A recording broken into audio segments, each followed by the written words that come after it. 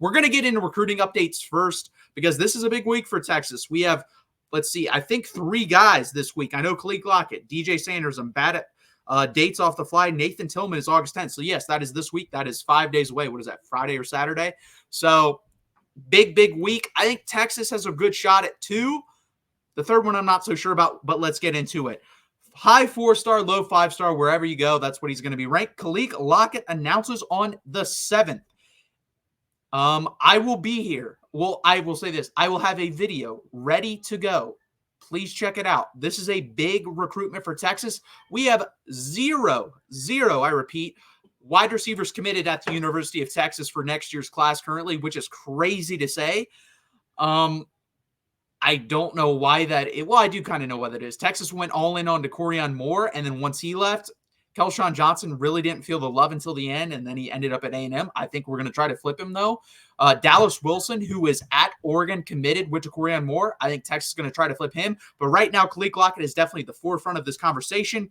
And Steve Sarkisian and Chris Jackson, the wide receiver coach, have been in constant communication with him, his family, and his camp.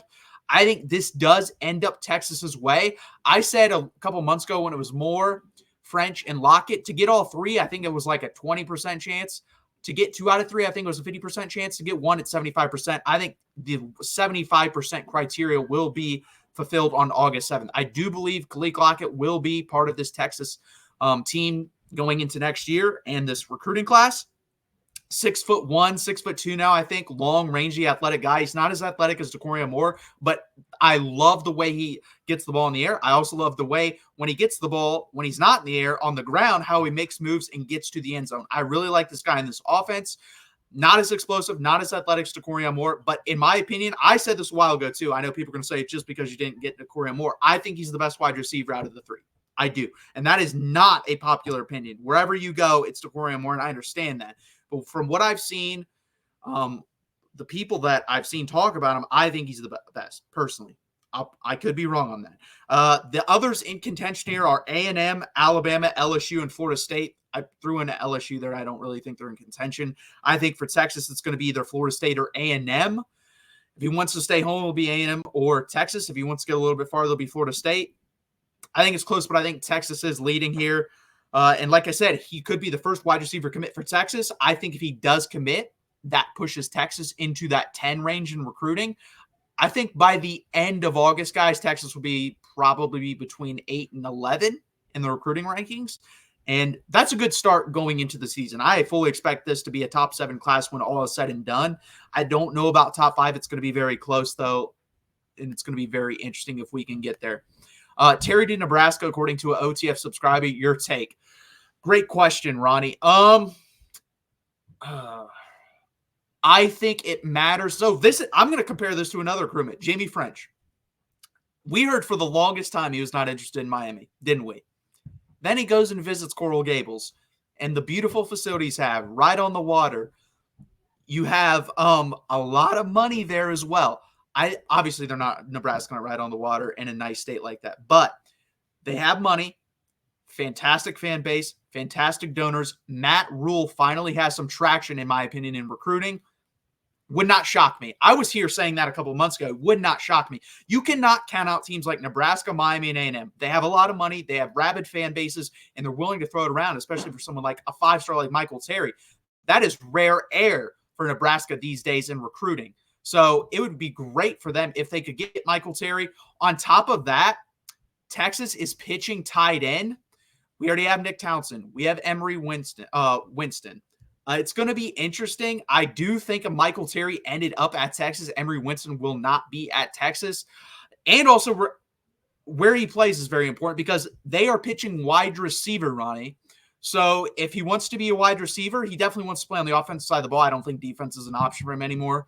Then he will go there. If he wants to be a running back, which Oregon is pitching, which is very odd to me with the size and who they have in the running back class, he will go to Oregon. If he wants to play tight end, he will end up at Texas or Texas A&M. I think we'll end up at Texas if that is the case. It is going to be very interesting. Nebraska would not shock me. Big NIL teams do not shock me. And right now, teams like a Miami, Texas A&M, and Nebraska kind of have to lean on their NIL because they really haven't done much lately on the football field. And people are going to say, well, Texas hasn't either. Well, Texas at least has last year to stand on a little bit, plus NIL. Nebraska has literally nothing. A&M literally has nothing.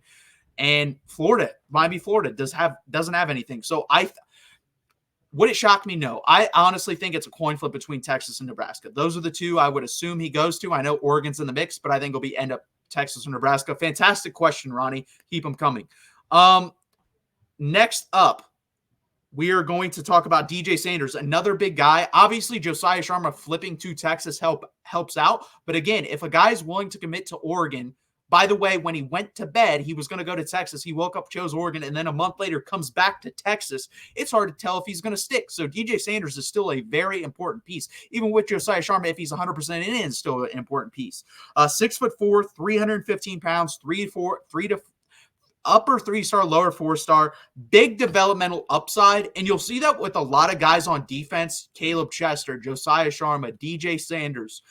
Long, lengthy athletes that have the ability to put on weight. When we get to camp updates, I'll explain to you what Steve Sarkisian is trying to do on the defensive side of the ball. And I think he fits perfectly into that scheme of basically, I want my 11 best players out there because they can fundamentally interchange positions. And I think he can do that. I think he can play multiple positions on the defensive line. So I think this is a big recruitment. August 8th, so what, in 3 days, it's going to be Texas, Michigan, or Texas A&M. I think it's hard to tell. This guy is so quiet, guys. He does not talk. He does not give interviews. Honestly, his camp is handling all of this. He's not even really doing most of this. He has family in Detroit. I think there's a chance he commits to Michigan, but Texas could still flip him. But I will say this. I think this guy honestly isn't a flip candidate if he does go somewhere else. This kind of reminds me of an Arch Manning situation where very business, they're going like a very business-like approach to this. And when he commits somewhere, he's solid there. That's the way I kind of see this with DJ Sanders. So I'm hoping it is Texas. I think Texas and Michigan, if I had to put percentage, I don't think A&M's really that much in it. Honestly, I think they're a clear number 3 here. I think Texas leads 55 to 60% to what, 45, 40% for Michigan. I think it's really close. I don't know where he's going to go. Those are going to be the 2 spots, in my opinion. I think the family in Detroit obviously helps that situation a lot. It's going to be interesting. So those are the 2 I feel most confident about, honestly, for Texas. This next one really sucks, guys. And I said the longer this one plays out, the more it benefits Utah and TCU, and that is Nathan Tillman, the safety from Texas, 3-star recruit. Some sites have him at 4-star, but very little 3-star. But he's good. I really wanted him. He's like I said, long, lengthy, athletic guy. Very fast, runs at 10.65, 10.7, 100 meters at 185 pounds and 6'1". So really good athlete. Texas has lost communication in the last 2 weeks. That's never good. And he's gained communication with Utah and TCU. So I fully expect him to go to Utah or TCU. I think it's going to be Utah. I don't remember the last time Texas lost a big time, like a semi-big time recruit to TCU. I think it ends up being Utah. I think he likes Utah better. His family does want him to stay in the state of Texas, but I think you saw that with SMU. I think he committed to SMU to kind of please the family to stay close to Texas. Then once he decommitted, everyone thought he was going to go to Texas because he was just at a camp or a Texas camp, and he didn't. And I said every week that passes, that favors Utah. It's been like 2 months. I think he's going to end up at Utah. Texas said he'll honor his commitment if he does decide to go to Texas, but I think he ends up at Utah. And Utah's getting a good player. I'm not a hater, guys. When I see a good player, I say it. And when he goes somewhere else, he's still a good player to me. Nathan Tillman's a good player. If they develop him with Morgan Scalley as the coach in waiting, their longtime defensive coordinator, he'll end up being a really good player. So I like him a lot. August 10th is his decision. I think it's like 80% Utah, 20% Texas. But 2 out of 3 isn't bad here, and we'll get into the guys that commit later. Jamie French. I wanted to talk about this one because I've been telling people for 2 months, listen, guys, I like the big sites. I do. But what I think you get with someone like me who has an outsider's perspective, because I'm not as connected as these guys are. These guys have straight up intel off the coaching staff. I do not have that. I have to read the tea leaves and what the coaching staff says to a certain point, and I do have some connections, very little. They have said for the longest time it's Texas. He doesn't want to stay in state. Miami has a shit ton of money, right? Well, guess what Jamie French said, I don't know, 2.5 months ago when On3 held their recruitment event? I like Lamborghinis. I like a Lambo dealership. Does Texas have that? Absolutely they do. But that just screams NIL money to me. That doesn't scream football. That was the first thing he said out of his mouth, guys, when asked was that I want a Lamborghini NIL dealership. I'm pretty sure they have Lamborghini dealerships in Miami. I'm positive they do. I bet if you looked it up, they have one. So when saying that, to me, that screams straight off the bat NIL. That's the first thing on the brain. Well, guess what? Miami's the perfect place for you because that's what they do there. They do it almost better than anyone. They throw bags out like candy, guys. So it would not shock me. It would not shock me. I've said that for a while now. I think it's Texas, Miami. I think Tennessee's faded here, and you have to watch out for Miami. Now, I will say this. If Miami throws a bag at them, but they end up having an 8-4 season and Texas goes on to do what I think they're capable of doing, I think they'll flip that commitment. But if Miami can do what they should do with that schedule and that talent, I think he'd probably end up at Miami if it is really all about NIL because they have money, guys, and they're willing to spend it, especially on a 5-star like Jamie French. But I do think it's Texas, Miami. I think it's a coin flip at this point. You have 25 days to change his mind if it is Miami right now for Texas, and vice versa for Miami. You have 25 days to change his mind if it's Texas for Miami. So it's going to be interesting there. We'll jump into your comments again real quick. Have you talked Fasusi at all? If not, do you think y'all do what it takes to close? My God, Sheldon, you are a mind reader because he was literally right up next. Have you talked Fasusi at all? No. What it takes to close? I don't know what it takes to close. I have no idea what's going to happen in this recruitment. I personally think he ends up at Oklahoma, which really hurts because if we're talking rankings right now, guys, I think one of these wide receivers would be one of what Texas wants, and I think Michael Fasusi would be a close two. If we had a wide receiver like if DeCorian Moore's already in this class, Michael Fasusi is number one on the board, and it's not even close. But it's going to start to worry you because if you miss out on Khik Lockett, there's a real chance you miss out on Jamie French. So you would end up with no wide receivers out of the big three, which would be a colossal disappointment. But right behind that is Michael Fasusi. Michael Fasusi has more upside than anyone we have in the class right now for Texas. Nick Brooks is on the hook, the big offensive lineman out of Cedar Rapids, Iowa. I don't think we end up with him, which sucks. It really does. I'm not talking about Nick Brooks. I'm saying Michael Fasusi. I do actually think we end up with Nick Brooks. But Michael Fasusi, I think, will end up at Oklahoma. I think Florida's kind of thrown in a weird wrench in all this because the lead recruiter for him at A&M, which he really liked, which got him interested in A&M, went to Florida, and he's taken multiple visits there now. I believe one official visit, one unofficial visit. So maybe he just says, screw it, I'm going there. That would be so interesting if he decided to do that. His is August 22nd, so that's coming up as well. I do think he ends up at Oklahoma. Do I think Texas will offer him a lot of NIL money? Yes. There was a report out DeCorian Moore was offered $1.3 million. I believe he's going to get close to that number, as he should, because this is the biggest offensive line prospect Texas has had on the board in a while. We didn't have a lot of the other guys on the board, like Ty Haywood up as high for whatever reason, or Lamont Rogers, who never really, I thought, was going to Texas, even though according to Texas insiders, there was a chance. I never saw that. That never made any sense to me. I always thought that was Missouri.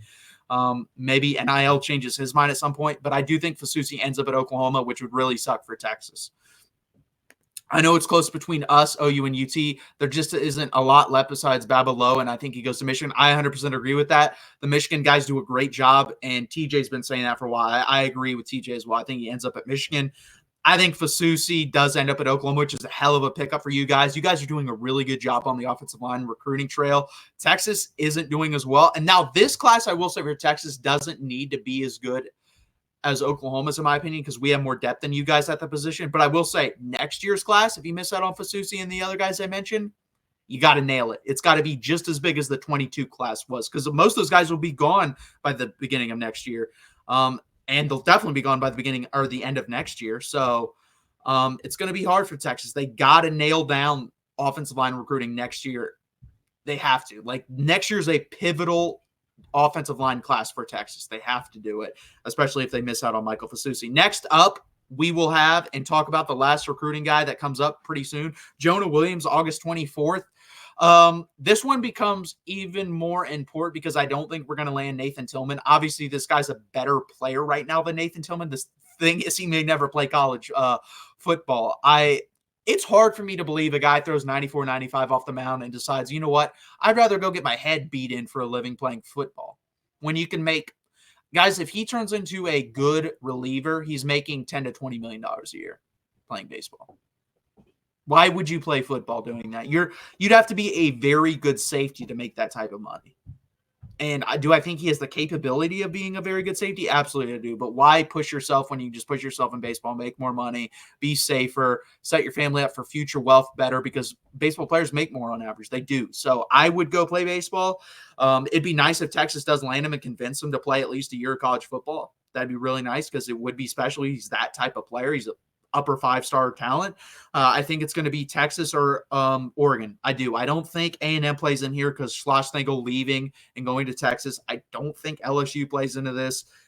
And USC, he took an official visit, but I have heard basically nothing from that. I think it's Texas or Oregon. We'll see what happens. Honestly, if we lose this one, Oregon, I wouldn't be that angry because I really don't see this guy playing college football. I don't. I think he'll end up playing college baseball and then going to the MLB. Hard to recruit without a Manning or a big QB. We're 0 for 5 for 5 stars right now, so I get that. Yeah, 100%. That plays into a lot as well. I think if you guys have a really good good season, in my opinion, Sheldon, that would be if you guys have an 8-4 season with that schedule first in the SEC. I think that's something Brent Venables can pitch pretty hard, in my opinion. I think that's a good season. I really do. So we'll see what happens with that. Obviously, Texas. There's been rumors of why is Texas kind of struggling on the recruiting trail? And that's funny because they're ranked in the top 15. They'll end up at worst a top 10 class. But for what Texas is, you got a lot of NIL. They're not deploying it as much as other schools are, but you still have a lot of NIL. You had your best season in over a decade, and it's the University of Texas. That should be enough to drive up recruiting. And at one point, like 2 months ago, there was a real shot. Like everyone thought Texas could end up with the number one class. That's out the window. That's not going to happen. I think probably the fifth is the best we can do. But it's a weird era, man. It really is. Like, and more than ever, man, you got to be patient because signing day isn't until December. And I really believe with the amount of money I've heard about recruits, I think there's a chance you're going to see the most amount of flips you've ever seen. And I think you're going to see him, honestly, at the very end. You're going to see a lot of guys flip in the last month. I really believe that because coaches, if you're on a hot seat and you think a guy can make a difference, you're going to be like, I need money. I need money to help this guy. If you're really close to a national championship and you think this guy can make a difference, I need money. I need money to get this guy. The amount of money I think is going to be crazy at the end here. I think you're going to see a crap ton of flips. And honestly, I hope Texas doesn't play into that game because I really believe you need a middle ground. I love the way they've handled the transfer portal in particular. Basically, it's free agency. If you need 4 or 5 guys to fill particular holes, that's how that should be handled. Most of your stuff should be done through high school recruiting. And also if a guy Texas has done this, there's been a high 4-star, 5-star guy that's currently in college.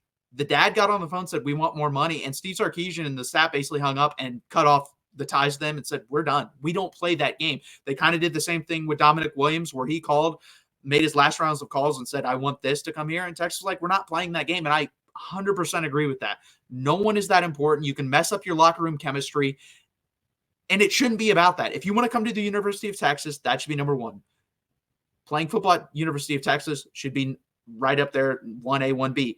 The next thing you're like, hey, I want to go to Texas because this, and this, and to play really good high college football. The next thing should be the NIL. It shouldn't be the first thing at all, honestly. So it's going to be very interesting. Very, very difficult to recruit right now. And so much opportunity to flip kids 100% degree.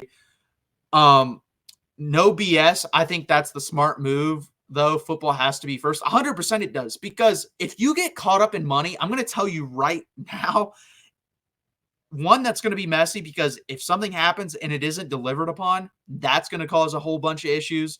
Number two, it can, think about this. You have a guy in your locker room, good player, making $500,000. You recruit a kid out of high school that's never played it down and only cares about money. You pay him $1 million. He comes in, practices like shit, doesn't really care. The guy's going to look over is like, you're paying $1 million for this. I'm working my ass off for $500,000. I want more money.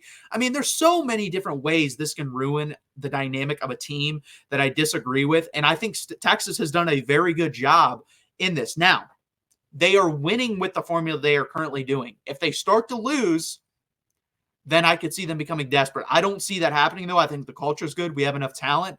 And I think at some point, you're like Georgia gets discounts, just like Alabama did with Nick Saban. When you win national championships, you're pumping guys to the NFL. kids are going to be like, $500,000 to play at Georgia, $650 play somewhere else. I'll take the $150,000 less, get developed, win national championships, and get a higher draft pick, because that makes sense. If Texas can start to do that, not win national championships, but are constantly in the playoff, constantly turning out 6 to 10 guys in the NFL draft, guys will take less money to come here. And I think that's what Sark's banking on, honestly, because he trusts his development that much. Development and versatility are like two things he preaches more than anything, honestly, that I've heard out of his mouth. So I think that's the proper way to do it. I really do.